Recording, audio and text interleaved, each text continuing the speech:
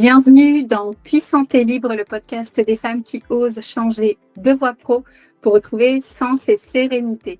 On est sur l'épisode numéro 13. Je suis Maude, coach en reconversion professionnelle dédiée aux femmes et chaque semaine, je donne la parole à des femmes inspirantes qui ont osé réinventer leur vie pro pour se réaligner avec ce qui compte vraiment pour elles. Ensemble, on parle de leurs doutes, de leurs déclics et de ce qu'elles ont découvert sur elles-mêmes en chemin. Parce que parfois, un témoignage, c'est tout ce dont on a besoin pour oser se lancer. Aujourd'hui, j'accueille Gaëlle. Bonjour Gaëlle. Bonjour Maude. Je suis ravie de t'accueillir sur le podcast. On ne se connaissait pas il y a encore peu de temps. On s'est rencontrés sur les réseaux, donc je suis ravie que tu aies accepté de venir sur ce podcast. Avec grande joie. C'est un plaisir partagé. Super. Donc Gaëlle, pour la présenter succinctement, parce qu'elle nous racontera son histoire lors de l'interview. Donc, elle est ancienne cadre commerciale et aujourd'hui, elle a ouvert son entreprise en tant qu'entrepreneur et plus spécifiquement en tant que mentor spirituel aux femmes, au service des femmes qui veulent reconnaître leur bonheur dans toutes les sphères de leur vie. Donc, elle va nous raconter son parcours, ses peurs et ce moment où elle a décidé d'écouter cette petite voix intérieure qui disait « il est temps de changer ». C'est une conversation pleine de sincérité, de courage et d'espoir. Je te laisse découvrir son histoire.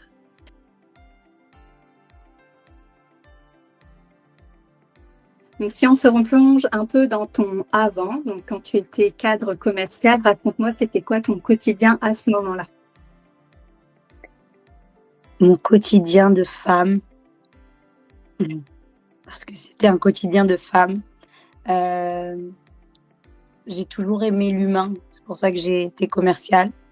Et mon quotidien, il était très terre à terre, pragmatique, c'est-à-dire que j'avais assez de liberté, j'avais une voiture de fonction, des emplois du temps malléables. J'avais à l'époque 2 enfants, aujourd'hui j'en ai 5. Et je faisais un beau petit métro boulot dodo qui s'accordait avec ma vie. De temps en temps, je pouvais aller chercher mes enfants. Très régulièrement, je pouvais distraire mes enfants, c'est-à-dire les emmener le week-end, cité des sciences. Vraiment un quotidien où il paraît tellement heureux qu'on se dirait mais pourquoi change-t-elle? Une voiture de fonction, un bon salaire.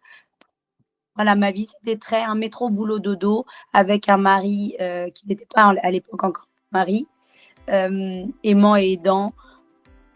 Voilà, vie dans une ville, j'étais en région parisienne, donc un métro boulot dodo qui demande pas trop d'efforts, mais qui manque littéralement de sens. Ouais. Et du coup, est-ce que tu peux nous raconter justement qu'est-ce qui vibrait plus pour toi? Parce que tu nous dis que finalement, ça roulait, on peut mettre des guillemets quand même sur ce que tu viens de dire. Et voilà, qu'est-ce qui a fait que ça vibrait plus pour toi d'être cadre? Je pense que c'était pas le côté cadre qui vibrait plus. C'est cette notion qu'on vient chercher quand on fait ton podcast, cette notion de liberté. Plus j'en avais, plus j'en voulais. Mais je mettais pas de mots sur ça. C'est-à-dire que j'avais des enfants et j'avais la chance de pouvoir aller de temps en temps aller les chercher à l'école ou à la crèche d'ailleurs. Mais j'en voulais plus. Ouais. Il fallait que je m'avoue que j'en voulais plus. Je voulais plus de temps et pas du temps de qualité. Je voulais du temps de présence avec mes enfants. Et je savais pas comment faire. Moi, on m'a dit, si tu as un boulot qui paye bien, tu as une voiture, tu coches toutes les cases, alors tu seras heureuse. Et j'ai coché toutes les cases. Et pourtant, je sentais un vide viscéral m'animer.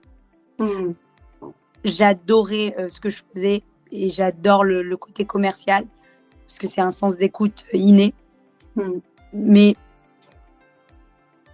il y avait quoi après, quoi. Ouais. Et puis après, j'ai eu 3 enfants. Il ne faut pas se mentir, quand vous commencez à avoir 3 enfants dans une entreprise, même si j'étais déjà cadre commercial, ma perspective d'évolution ne pouvait pas aller plus.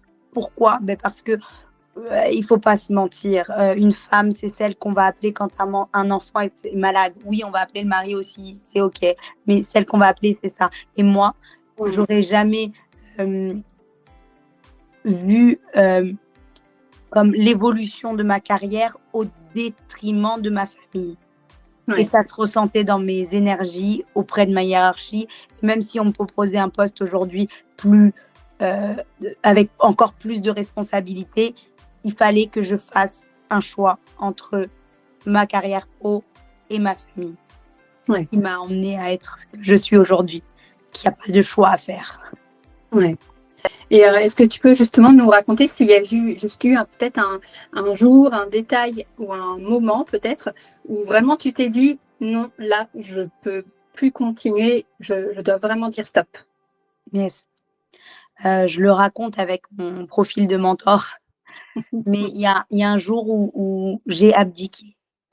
Ce qu'on va appeler aussi la nuit noire de l'âme. Il y a un soir où j'avais tout pour être heureuse, vraiment, sur papier, et je comprenais pas pourquoi je n'y arrivais pas. Donc, c'est vraiment un soir déclic entre moi et moi, dans le lit, avec mon conjoint à côté, des larmes qui coulent, et j'étais pas croyante plus que ça, j'ai juste dit, mais invoquer une force au-dessus, en fait, en disant, comment on fait pour être heureuse? J'ai tout, je comprends pas. S'il te plaît, aide-moi. À partir de ce moment-là, le chaos est arrivé dans ma vie. Faut pas dire j'ai changé, mais il y a eu le chaos qui allait avec. Mais effectivement, il y a eu cet abandon en disant, j'abdique, je sais plus quoi faire pour être heureuse en fait. Ma vie n'a pas de sens. En fait, derrière le bonheur, je cherchais un sens. Ouais. Donc j'ai abdiqué. Et après, le chaos est arrivé. C'était sympa. Ouais. Et ce chaos-là, est-ce que tu peux nous raconter un petit peu? Qu'est-ce qui te faisait aussi le plus peur dans cette période où tu as pris la décision de stopper ce poste de cadre commercial? Ou comment ça s'est passé à ce moment-là? Quand vous appelez le sens dans votre vie, il arrive, mais il faut être prêt à cheminer dans le sens où même l'entrepreneuriat, j'aime bien dire ça, c'est un moyen derrière chaque entreprise, il y a un être humain. Et derrière l'être humain, il y a une volonté de s'expandre ou pas. Donc derrière j'abdique, s'il te plaît, aide-moi à être heureuse, et fallait que j'apprenne les leçons pour être réellement heureuse. Donc mettre du sens. Donc j'ai commencé l'entrepreneuriat moi j'ai fait ce qu'on appelle le VDI, le réseau, marketing de réseau. C'était ma première porte de sortie parce que j'avais peur de tout lâcher. J'avais extrêmement peur.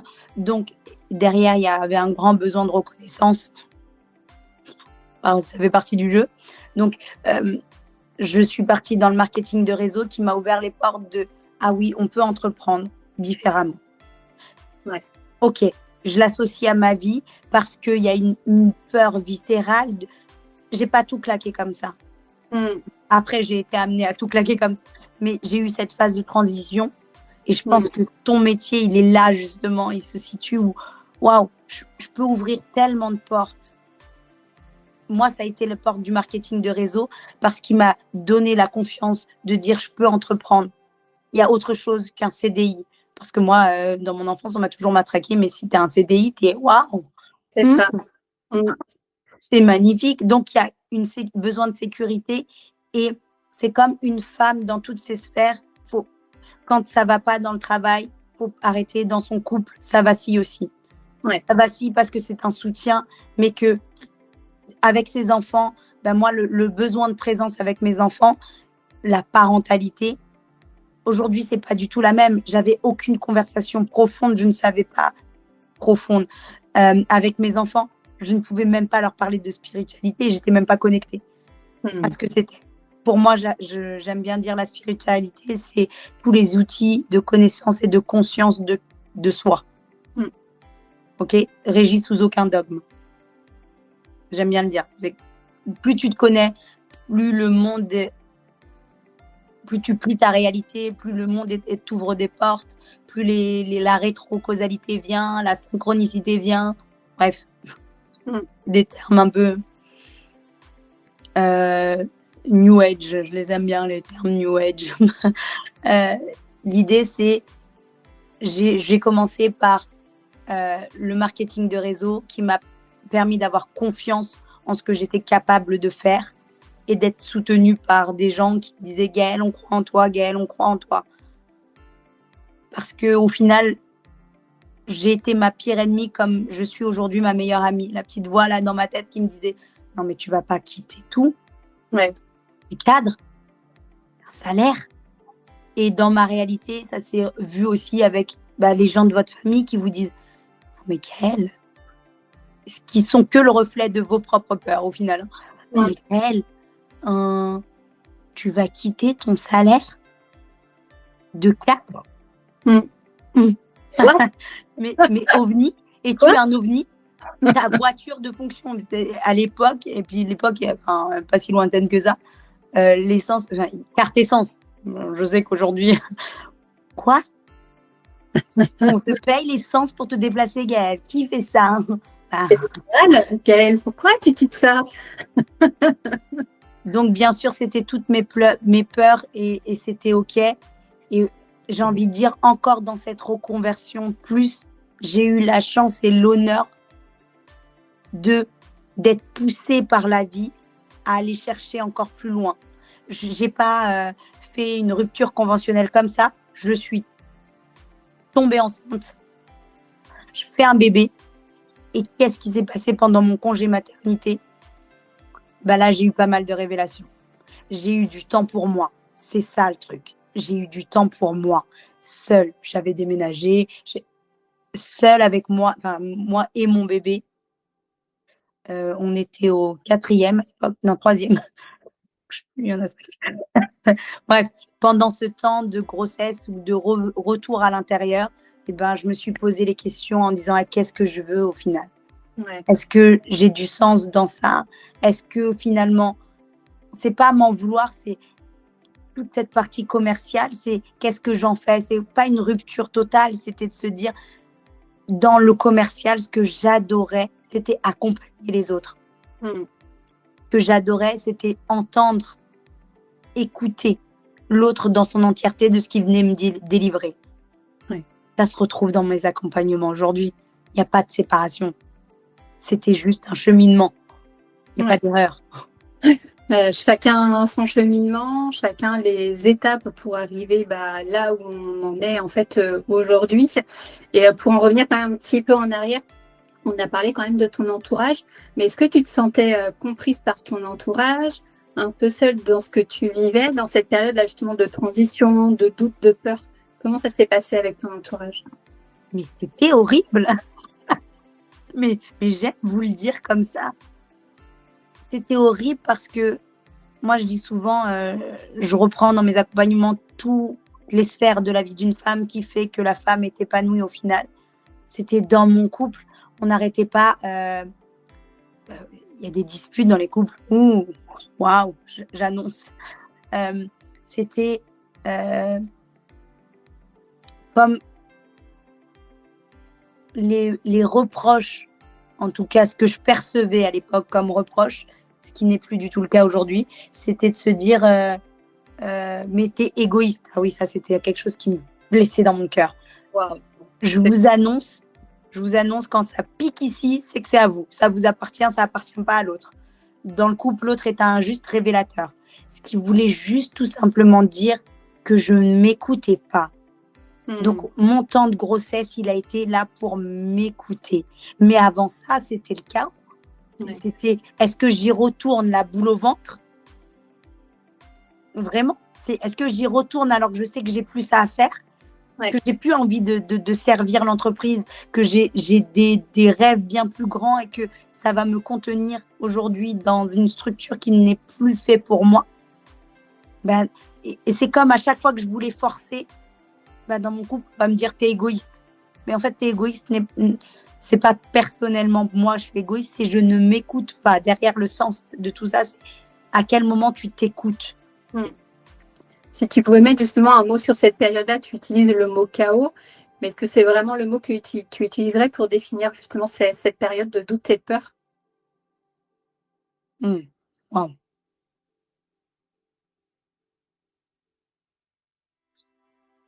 Ça peut être plusieurs mots qui définissent aussi cette période. C'est compliqué souvent de trouver un seul mot, mais comme tu l'as beaucoup utilisé. Aujourd'hui, je dirais pas chaos parce que la puissance, c'est vrai. Je viens recalibrer ma parole. La puissance, la parole est puissante.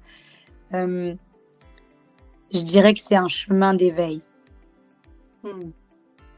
C'est un chemin d'éveil. Et tant qu'on le vit comme un chaos, la réalité fait qu'on en fait un chaos. Aujourd'hui, je suis toujours un chemin d'éveil et je le serai tout le reste de ma vie. Mais quel bonheur! Mais quel bonheur de plus être régie sous le coup de mes émotions. Aujourd'hui, c'est plus des disputes que j'ai avec mon conjoint. C'est la même chose, c'est les mêmes. Sauf que je l'appelle plus dispute. Dès qu'il y a un recalibrage à faire dans mon expansion par mon couple, qui va se retransmettre dans mon business, qui va se retransmettre dans ma parentalité.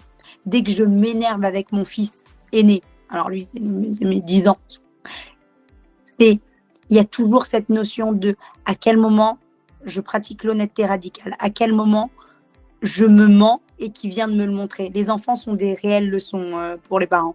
À quel moment mon couple il va me dire, il n'y a plus le égoïsme parce que maintenant je me suis remis au centre. Et pour une femme, c'est tellement important de se dire qu'elle vient nourrir un foyer par son amour, par qui elle est. Elle a besoin de rien faire. Tout part de qui tu es. Et prendre conscience que juste par ta présence dans ton foyer, tu nourris d'amour.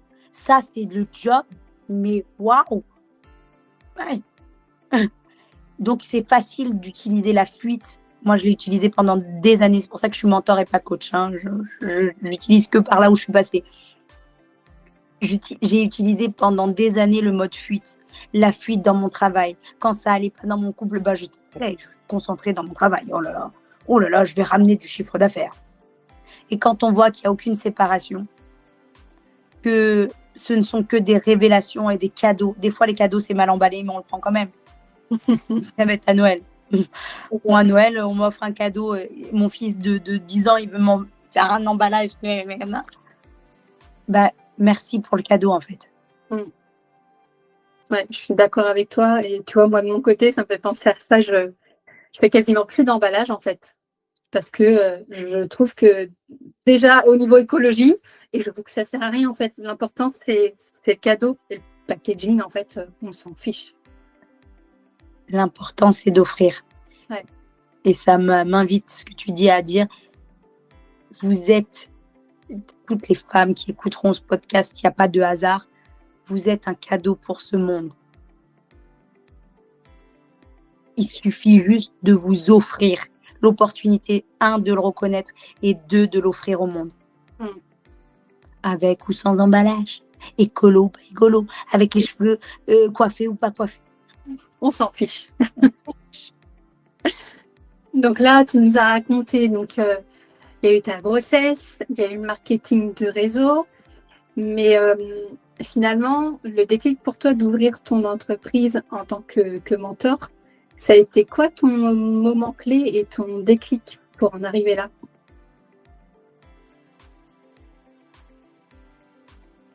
Mon déclic a été, c'était plein de petits.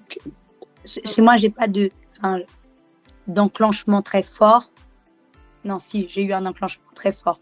J'ai rencontré une sublime mentor sur mon chemin, par hasard.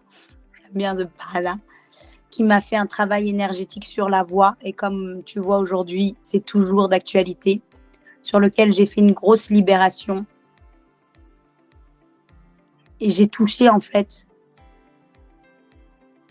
mon âme en direct. J'ai vu qu'il y avait quelque chose de plus puissant avec quelqu'un que je ne connaissais à peine. Waouh, j'ai dit waouh, c'est ça vraiment. Et maintenant, ma seule obsession, je me connecte, c'est servir puissamment la femme, mais surtout, c'est comme le boulanger quand je vais lui dire bonjour avec un sourire. Mais si mon sourire, il vient de cet espace-là, mais ça peut peut-être pas changer sa journée, mais l'améliorer, lui donner un peu de bonheur. Ouais.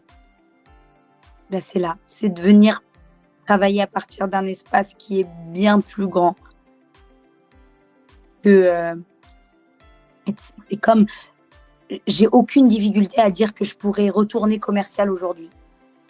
Ça a été beaucoup un déclic dans l'entrepreneuriat, c'est de dire non, j'ai décidé d'entreprendre, mais alors je vais faire banqueroute dans mes finances. Mais non, mais je reste en tant qu'entrepreneur. Ça, je le vois beaucoup parce que je suis dans pas mal de coulisses de femmes. Et l'idée d'être focus sur son objectif, c'est cool, c'est génial. Cependant, j'aime bien le côté pragmatique dans ma spiritualité. La spiritualité se vit dans ton quotidien. Si l'invitation pour toi, elle est de revenir sur un travail comme, j'ai envie de dire, presque alimentaire, c'est ce que pour te permettre de, fais-le parce que tu auras des leçons dedans. Ça sert à quoi d'être entrepreneur si tu es en banqueroute émotionnelle, en banqueroute financière derrière? Je suis d'accord avec toi et c'est ce que je dis souvent aussi. Si demain tu dois reprendre un travail salarié parce que financièrement, alimentairement, tu en as besoin, c'est pas grave en fait. C'est pas grave et c'est pas parce que tu reprends un job dans le salariat que tu n'atteindras pas tes objectifs dans ton entreprise. C'est juste, c'est sur ton chemin de vie, c'est comme ça. C'est que tu dois passer par cette étape et c'est pas pour autant que, voilà, comme je disais, tu n'atteindras pas tes objectifs. Ce sera peut-être pas aujourd'hui, mais ce sera peut-être demain. La parole est puissante. C'est surtout qu'est-ce que tu mets derrière ton plus grand rêve s'il te porte. Quel est le pourquoi du pourquoi? Souvent, on te dit quel est ton pourquoi. Maintenant, viens chercher quel est le pourquoi du pourquoi. Travaille ta relation à l'argent.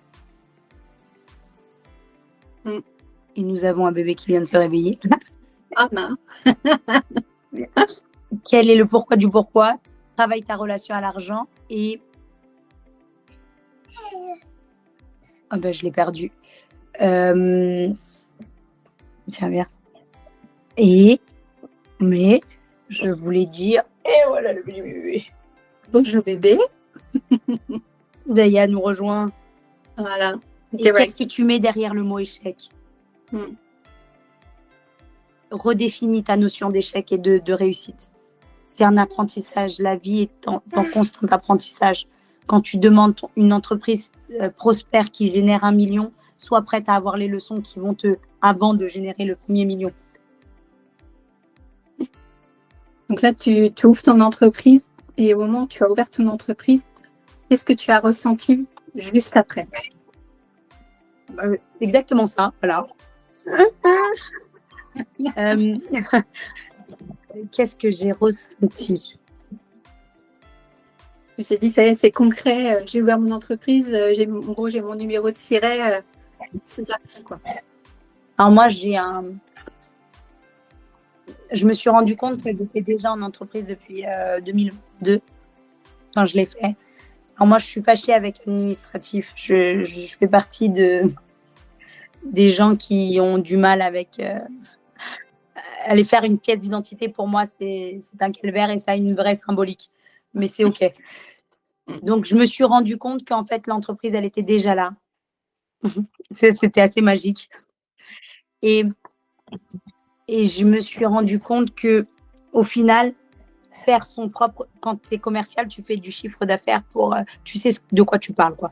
Tu fais du chiffre d'affaires pour des millions d'entreprises. Parce que je suis passée dans des millions d'entreprises, j'ai envie de dire. Et là, ça devient concret pour toi. Viens réaliser ton propre chiffre d'affaires. Et bien derrière, il y a toute la symbolique et les peurs qui vont avec. Donc derrière le numéro de sirette, c'était là, je dois devenir grand, en fait. Ça y est, c'est un peu ça pour moi l'entrepreneuriat, c'est quand tu décides de devenir grande, de plus te cacher. Je dis qu'il y a des millions de petites filles à talons et de petits garçons à barbe sur cette planète. C'est un peu vrai ça. Donc là, je passe de la mode petite fille qui sait faire des chiffres à faire son chiffre à elle. Ouais. Différent. Et bien, c'est différent. Ouais. C'est clair. Et est-ce que tu peux nous expliquer justement concrètement comment tu accompagnes les femmes dans ton rôle de mentor? Comment ça se passe concrètement pour elles, pour les femmes qui nous écoutent et qui nous regardent, pour qu'elles comprennent réellement comment éventuellement tu peux les aider? Alors, j'ai plusieurs options, mais j'ai ce qu'on appelle les rendez-vous laser. C'est-à-dire que beaucoup de femmes aujourd'hui manquent de clarté dans ce qu'elles veulent ou dans ce qu'elles viennent servir. Donc, un rendez-vous laser, c'est en 1h11 souvent. Je viens lire ta vie, là où tu ne le vois pas. Ah oui, mais j'ai été malade, machin. Je vais voir dans le transgénérationnel, mais c'est connaître son histoire pour s'en défaire. Je viens t'apporter les clés de lecture de ton histoire que tu n'as peut-être jamais vues. Ça te donne l'impulsion d'entreprendre différemment. Et après, j'ai créé une école sur laquelle j'ai des accompagnements en groupe, collectif, où on vient démanteler l'ego. Attention, pour moi, l'ego, c'est le mécanisme de souffrance qui, pour éviter de te faire souffrir, te fait souffrir encore plus. Wow. Qui est-il? Mais qui est-il, celui-là? Derrière l'ego, il y a plein de choses. Donc, c'est comme une pratique à venir mettre en place sur 3 mois pour que tu vois ta réalité, 1, d'un point de vue différent, 2, ça change la vision et ça change ta vision. Ta grande vision, ce que tu viens servir. Puis après, j'ai les one-on-one où quand ça sera diffusé, ce sera la liberté. Voilà. En fait, on a tous, j'aime bien dire, on a tous sa prison, mais il faut choisir laquelle. Moi, ma prison, depuis que je l'ai choisie, parce que c'est aussi ce qu'on vient expérimenter dans mes accompagnements, c'est le choix du choisissement. À tout moment, vous avez le choix. Reprenez le pouvoir personnel de vous dire j'ai le choix. Moi, j'ai choisi ma prison et elle bouge. Elle a 5 enfants, ma prison, mais qu'est-ce qu'on y a dans plein d'amour. Reconnaître avec l'amour, en fait. Reconnecter avec l'amour. Ça, c'est dans mes one-on-one, c'est de venir cultiver. Là, j'offre le Christmas Love, mais à l'époque de la diffusion, ce ne sera plus d'actualité. Mais c'est venir connecter avec l'amour. Ce que nous sommes, notre nature. Quand on vient chercher l'abondance financière, c'est ce que j'ai cherché, je ne juge personne, c'est ce que j'ai cherché quand j'ai vu le marketing de réseau, chercher l'abondance financière. Donc là, derrière ça, vas-y, excuse-moi, vas-y, continue. Derrière ça, je ne cherchais pas l'abondance financière. Ça, c'était ce que je me leurrais. Ce que je voulais, moi, c'était du temps de qualité avec mes enfants et que mon business soutienne ma vie de femme. Et entreprendre de manière féminine, connectée avec quand j'ai envie de pondre une offre, et ben je la ponds. Ouais. Oh là là. T'es maître de tes décisions, c'est toi qui décides et en effet, tu as raison, si tu as envie de le faire, tu le fais. Tout. Le choix. Le choix du choisissant, c'est vous êtes les choisissantes de votre réalité. Et là, quand tu regardes ton chemin, là, aujourd'hui, voilà, entre la création de ton entreprise, tes premiers accompagnements en tant que mentor, qu'est-ce que tu ressens quand tu regardes tout ce chemin? Merci pour ta question. Elle s'écoute ici déjà. Elle résonne, ta question résonne vraiment. Eh bien, je dis, je me remercie de m'avoir permise de faire tous ces choix et de continuer à les faire en conscience. C'est tellement magique. diffuser l'amour que nous sommes. Est-ce que j'ai envie de jouer un autre jeu et un business qui me soutient, ma vie, mes choix, qui ne fait que s'expandre? On va peut-être pas casser la tasse. Voilà. Qui fait des podcasts avec des bébés? Non mais allô. Nous, Et voilà. nous on le fait. Ouais, parce que si je m'autorise, j'autorise peut-être la femme qui va nous écouter à le faire. Exactement. Donc merci. Ta question est vraiment puissante. Avec plaisir. Et ça m'a donné aussi des émotions de t'entendre et de sentir que ça résonne en toi. Je suis très sensible aux émotions des autres et voilà, très souvent, si voilà, tu pleures, moi ça monte et je pleure. Je pense que c'est mon problème de thyroïde aussi qui est là et qui fait que les émotions, des fois, sont difficiles. Thyroïde, viens me chercher celle-là. Ouais, elle est là, hein, je le sais. Hein. Bah oui, mais surtout qu'il y a une empreinte génétique. C'est issu de ta lignée maternelle? Alors, c'est une hypothyroïdie Hashimoto, donc c'est une maladie auto-immune. Du coup. Oh là là là là là là là là. Je On en t'en donnerai reparlera. la lecture en off.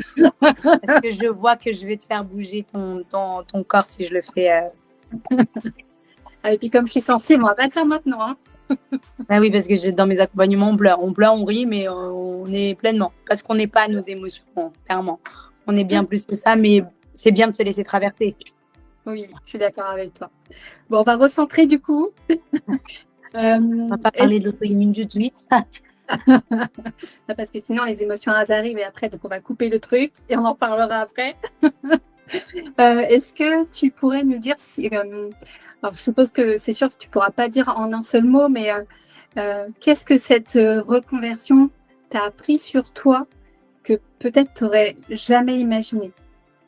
L'impact que ça a pu avoir sur toi.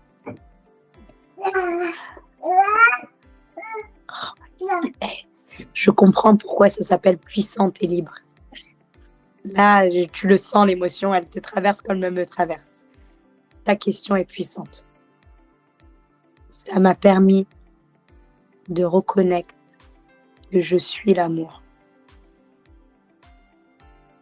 et que j'ai rien de plus à faire, mais j'ai juste à être. Juste à être, ouais. Super. Voilà.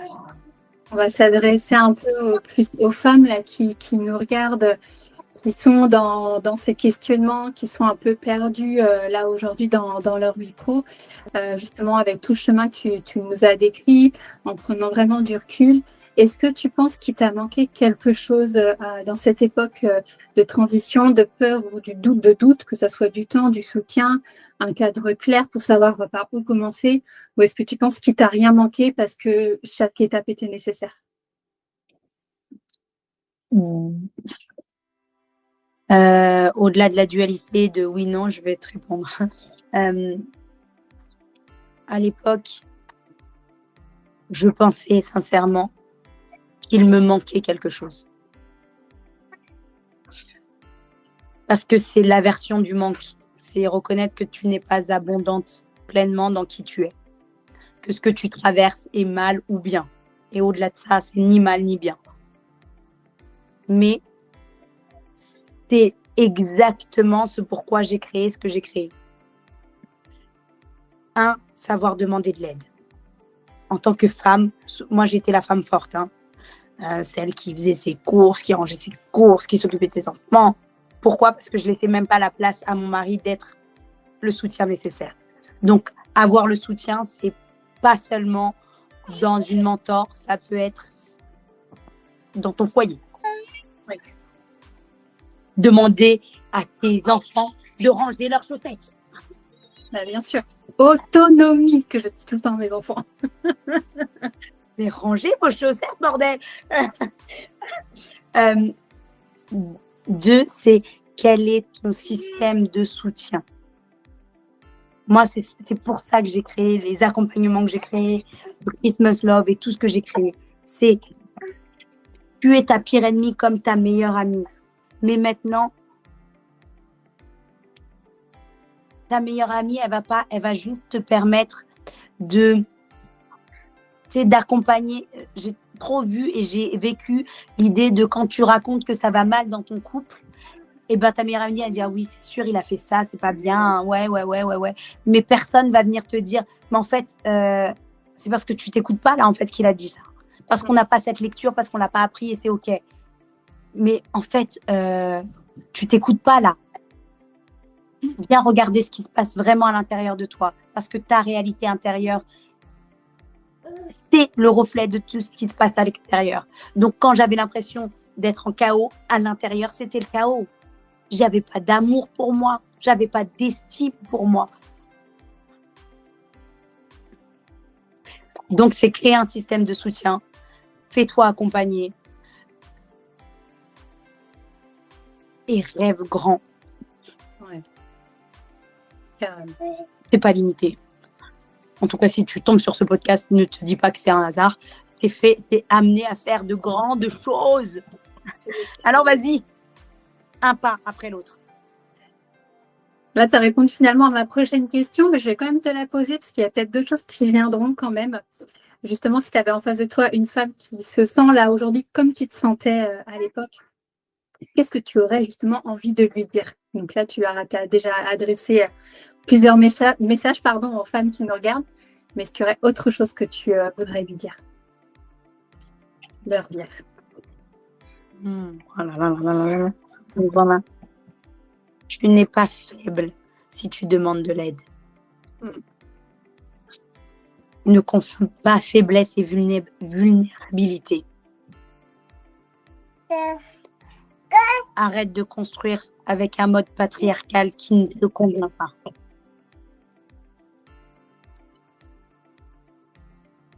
Et je pense que si on est animé par là, c'est que souvent c'est un choix de famille. Souvent il y a une famille derrière une femme. Moi je vais entreprendre parce qu'au final, si tu lis, vois, écoute ce podcast, pose-toi juste cette question. Pourquoi tu veux entreprendre? Vraiment.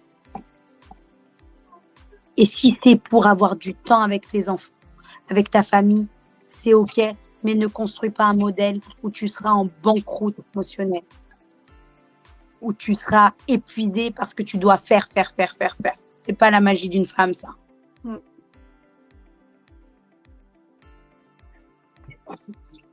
La magie d'une femme, c'est des podcasts avec de la musique d'Isaiah. Voilà, Isaiah nous fait la musique. Nickel, tout ce qu'il nous fallait. Il nous manquait ça en fait sur le podcast. Il vous la donne, il vous l'offre, c'est offert. Donc là, on est justement sur le podcast Puissante et libre. Et ça serait quoi, toi, ta définition pour conclure de puissante? Oh là là là là là là là là. Puissance, c'est le message que tu viens porter pour ce monde. Peu importe où tu le portes, dans ton salariat, bien connecté au message que tu portes, à ton unicité. Ok? La puissance, pour moi, c'est ça. La puissance, c'est l'amour. C'est l'amour, véhicule l'amour tous les jours de ta vie. Tu verras la magie opérer, la gratitude, tout. Et libre, derrière cette notion de liberté, sache qu'en fait, une femme choisit toujours sa prison. La liberté, c'est liberté d'être soi pour moi. J'ai cherché souvent la liberté financière, la liberté de travail, de temps. Blablabla. Liberté d'être soi. Ouais. Parce qu'au final, chaque femme choisit sa prison. Autant qu'elle soit belle. Moi, je suis en prison avec 5 enfants. Un mari aimant, une grande maison. Et c'est que le début de mes rêves. Ouais. Tu crées ta réalité. Sache-le que tu crées ton paradis ou tu te crées un enfer ici, sur Terre, maintenant. Yes. Voilà. Avant de conclure cette interview, est-ce que tu voudrais rajouter quelque chose pour terminer, ou est-ce que tu penses que tu as sorti tout ce que tu voulais sortir et offrir aux femmes aujourd'hui? J'ai envie juste de te poser cette question parce que je suis très curieuse de nature. C'est quoi ta définition à toi de puissante et libre? Puissante et libre. Moi, là, aujourd'hui, je me sens puissante parce que, comme tu l'as dit tout à l'heure, si demain, je veux créer une offre, je la crée. Je décide de ce que je veux faire, de comment faire, et pas selon ce que X ou Y personne va me dire de faire. Si ça ne me parle pas, je ne vais pas le faire en fait. Il faut que ça me parle, il faut que je sois inspirée. Et la puissance pour moi, c'est vraiment, comme tu l'as dit aussi, la liberté de choisir en fait. Ça pour moi, c'est être puissant. Liberté de choisir, liberté d'être soi aussi. Parce que comme tu l'as dit tout à l'heure, moi aussi j'ai fait du marketing de réseau. Et en fait, je l'ai fait pas pour les bonnes raisons à l'époque aussi. J'ai fait des choses sur les réseaux, des trucs sur TikTok et tout. Et en fait, c'était pas moi. C'était pas moi. Je donnais une image de moi qui n'était pas la réalité. Aujourd'hui, ce qu'on voit sur les réseaux, c'est moi. Si j'ai pas envie de sourire sur une photo, sur une vidéo, bah, je souris pas. Si j'ai envie de sourire, offrir mon sourire, je souris. La puissance et la liberté, je pense que ça rejoint aussi. Plus chercher à être validé en tout cas. Exactement. Plus chercher à être validé. Tu as dit plusieurs choses qui ont résonné pour moi parce qu'il y a eu des étapes par lesquelles tu es passé ou des mots que tu as dit qui rejoignent aussi mon histoire. Et qu'est-ce qu'on peut souhaiter à ce podcast alors?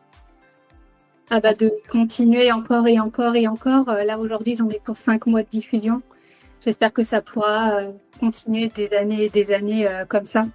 Wow. Parce que les femmes, elles ont besoin de découvrir le parcours d'autres femmes qui ont osé. Le mot « oser » est beaucoup ressorti dans les différents podcasts qui sont sortis dans les différents épisodes. Et il faut qu'elles puissent vraiment voir ce qui est possible de faire. D'inspirer. Et c'est écrit, la plupart des femmes qui viennent changer de voie pro pour retrouver sens et sérénité. Qui osent changer de voie pro pour retrouver sens et sérénité. C'est ça, la paix intérieure, le sens de ce que tu fais. Wow. Et je lui souhaite grande réussite à ce podcast. Et encore plus à l'épisode du 4 février. Yes. Nouvelle année, le 4 février. Le mois de février, c'est mon mois en plus, donc cartonné, je suis sûre. Je suis sûre aussi. Bon, écoute, je vais conclure sur ça, sur la réussite de ce podcast, sur ta réussite à toi et sur aussi le fait que chaque femme puisse être puissante et libre. Merci beaucoup, Gaëlle. Avec grand plaisir. Partage sincère avec des messages très inspirants et je suis persuadée que beaucoup de femmes se retrouveront comme moi j'ai pu me retrouver dans ton témoignage. Tant mieux alors, tant mieux. Merci. Pour conclure, pour les femmes qui nous écoutent et qui nous regardent, si tu as osé changer toi aussi de voie pro et que tu veux venir raconter ton parcours, ton histoire, tu peux me raconter directement sur Instagram, il y aura le lien juste ici. Si au contraire, quand ta vie pro ne te correspond plus, tu peux me contacter. J'ai créé le pack des clics pro. On peut en discuter ensemble, voir si c'est quelque chose qui peut te convenir. En tout cas, merci d'avoir écouté cet épisode. Et souviens-toi, souvenez-vous, il n'est jamais trop tard pour être toi, mais c'est selon tes règles. À bientôt. Ciao.